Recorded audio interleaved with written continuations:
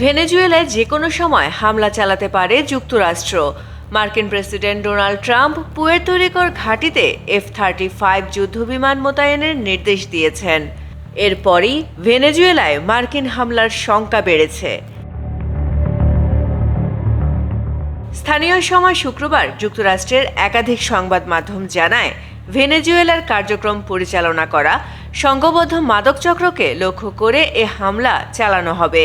মার্কিন সরকারের একটি সূত্র জানিয়েছে, পুয়ের্তো রিকোর বিমান ঘাঁটিতে অন্তত 10টি যুদ্ধ বিমান পাঠানো হচ্ছে।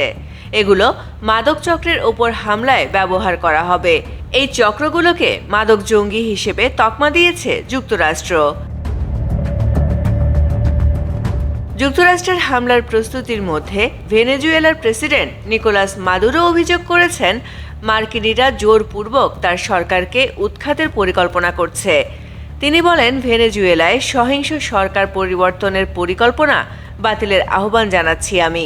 যুক্তরাষ্ট্রকে ভেনেজুয়েলার সার্বভৌমত্ব, শান্তির অধিকার এবং স্বাধীনতার প্রতি সম্মান দেখাতে হবে।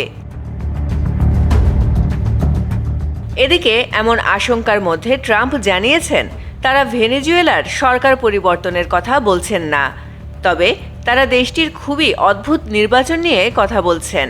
ট্রাম্প মূলত ভেনেজুয়েলার গত জানুয়ারির প্রেসিডেন্ট নির্বাচনকে ইঙ্গিত করেছেন।